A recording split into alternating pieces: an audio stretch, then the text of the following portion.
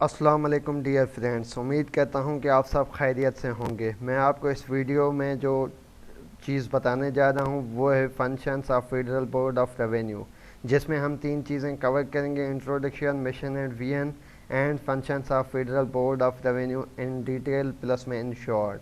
तो चलो चलते हैं अपने टॉपिक की तरफ। हम आते हैं इंट्रोडक्शन पे। इंट्रोडक्शन इंट्रोडक्शन में ये है कि the central board of revenue was created on 1 अप्रैल 1924। मतलब ये इंडिपेंडेंस से पहले सेंट्रल बोर्ड ऑफ रेवेन्यू के नाम से पहचाना जाता था, जिसका काम सेम ही था, कलेक्शन ऑफ रेवेन्यू। अब ये किस एक्ट के अकॉर्डिंग था? Central board of revenue act 1924। ये 1944 में फुल फ्लेज रेवेन्यू डिवीजन के अंदर एक मिनिस्ट्री के अंदर क्रिएट किया गया था, अलग डिपार्टमेंट, जिसको सेंट्रल बोर्ड ऑफ रेवेन्यू का ही नाम था।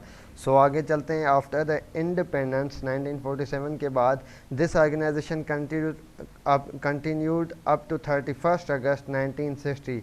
अब 1960 तक बिल्कुल यही निज़ाम चलता जा रहा था जो पहले से था। When on the recommendation of administrative reorganization committee, FBR was made an attached department of the ministry of finance.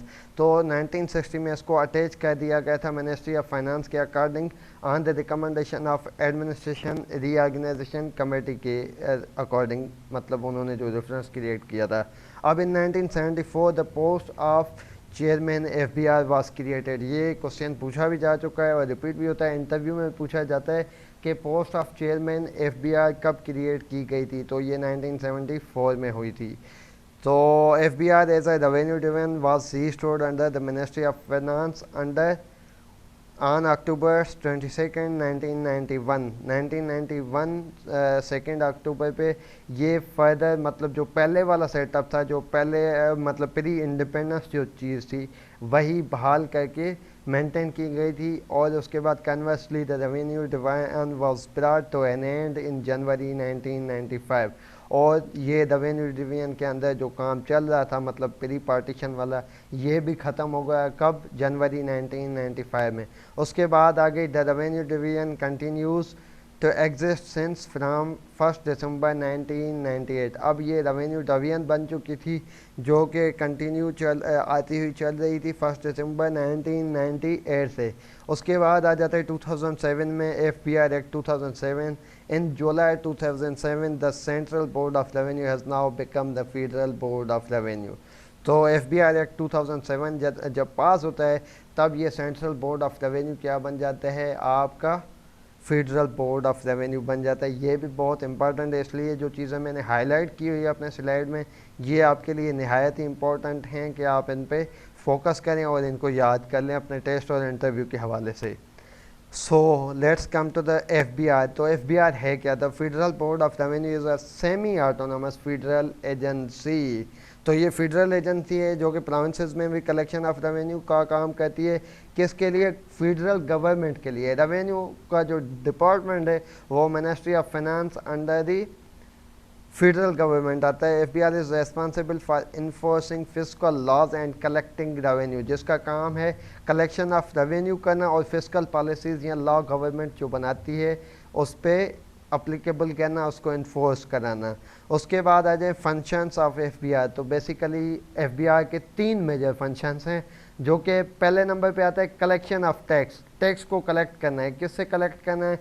Individual से, बिजनेस से, या कोई चीज़ एक्सपोर्ट हो रही है, इंपोर्ट हो रही है, सेल टैक्स है, इनकम टैक्स है, या किसी भी किस्म का जो कंट्री में टैक्स लगता है जो कि फेडरल सब्जेक्ट के अंदर है। और एफबीआर या इनकम टैक्स या जो भी एक्ट, कस्टम एक्ट, जो भी एक्ट एफबीआर के अंदर आती है, एफबीआर की जुरिस्डिक्शन में आती है, तो उस पर टैक्स को कलेक्ट करना एफबीआर की रिस्पॉन्सिबिलिटी है। उसके बाद इंटेलिजेंस ऑन टैक्स एवेजन। जो लोग टैक्स पे नहीं करते, इलीगली उनके एसेट्स इतने हैं कि मतलब वो उस पर लाखों रुपए टैक्स बनती है या 1 रुपया भी टैक्स बनती है, लेकिन वो टैक्स इवेंट कर जाते हैं, टैक्स पे ही नहीं करते इलीगल तरीके से, मतलब वो अपने आप को सेव कर जाते हैं। तो उस पर इंटेलिजेंस करना, उसकी रिपोर्ट क्रिएट करना, उसको एग्जीक्यूट करना, उसको इन्फोर्स करना, ये भी किसकी रिस्पॉन्सिबिलिटी है? ये भी एफबीआर की काम है, जो कि इंटेलिजेंस डिपार्टमेंट होता है। इवन के इंटेलिजेंस ऑफिसर्स की पोस्ट आती हैं, जिसका काम ही यही होता है कि टैक्स एवेड या टैक्स अवॉइड अवॉइडेंस जो होती है उससे कैसे बचा जाए, उसको कैसे टैक्स बेस में लाया जाए। उसके बाद administration and execution of tax laws. तो टैक्स लॉ की एडमिनिस्ट्रेशन और एग्जीक्यूशन ऑफ टैक्स लॉज, जो भी टैक्स लॉज हैं सच एस कस्टम लॉज हो गए या इनकम टैक्स ऑर्डिनेंस हो गया, उसकी अप्लीकेबल है, उसमें पनिशमेंट है, कोई चीज़ ऑफेंस करता है तो उसको एग्जीक्यूट कराना भी FBI का फंक्शन है। So let's come to in detail prescribe procedure for tax filing and refund. तो ये प्रोसीजर जो मतलब बनाए गए हैं for the tax filing and refund, तो उस पर रूल्स वगैरह, उसकी डेट्स, उसकी मतलब मेंटेनेंस, उसका रिकॉर्ड सारा मेंटेन करना किसका काम है? FBI का काम है। मेकिंग रूल्स फॉर एग्जाम्पशन, अगर कोई नया बिजनेस बनता है, नई इंडस्ट्री बनती है या नया दुकान है, नया टैक्स पेयर आ रहा है, तो उसके लिए कौन कौन सी एग्जाम्पशन है, उसको क्या बेनिफिट दिए जा सकते हैं जैसे कि ज़्यादा से ज़्यादा टैक्स बेस बढ़ाया जा सके, तो ये भी फंक्शन किसका है? FBI का। Make rules for the recovery of tax from tax payer who is in a default, अगर कोई बंदा डिफ़ॉल्ट करता है उससे कैसे रिकवरी करनी है, कैसे टैक्स लेना है, ये भी FBI का function. Check over the tax avoidance, कोई बंदा टैक्स पे ही नहीं कर रहा, अपने आप को टैक्स बेस में शो ही नहीं कर रहा, अपने आप को रजिस्टर नहीं करना, तो वो भी इसी में फॉल करेगी। Litigation for those who are involve in tax evasion, tax evade किया जाता है, मतलब टैक्स एवेजन हो रही है, सच एस वो टैक्स पेयर तो है लेकिन उसके एसेट्स भी ज़्यादा हैं, उस पर टैक्स ज़्यादा बनता है, लेकिन फिर भी वो किसी तरीके से अपने आप को टैक्स एवेजन में ले जाता है, उस पर टैक्स पे नहीं करता, अपने एसेट्स छुपा लेता है, तो इस ब्याह पे लिटिगेशन में लाना, उन पे पेनल्टीज फाइन करना या कुछ कोई चीज़ें ड्यूज लगाना या उनको टैक्स नेट में ले आना, तो ये काम किसका है? FBI का। उसके बाद make rules for tax credit on certain investment, कोई बंदा इन्वेस्टमेंट करता है तो उसके लिए टैक्स रूल्स जो हैं वो भी FBI बनाएगी। Certify an institution as a conducting research in Pakistan, अब रिसर्च करते हैं कुछ इंस्टीट्यूशन जिनका काम ये होता है कि वो बताएं कि किस तरीके से हम अपने टैक्स बेस को बढ़ा सकते हैं, हम किस तरीके से इसको स्मूथली रन कर सकते हैं, किस तरीके से अपनी टैक्स के सिस्टम को रिफॉर्म ला के हम अपनी मतलब कलेक्शन और बढ़ा सकते हैं, लोगों को ज़्यादा बेनिफिट दे सकते हैं, किस वजह से लोग ज़्यादा माइल होंगे, किस तरह से लोगों का ट्रस्ट क्रिएट करना है, तो ये भी FBI का फंक्शन है। Approve schemes regarding tax amenities and references for any subject to cover under tax net.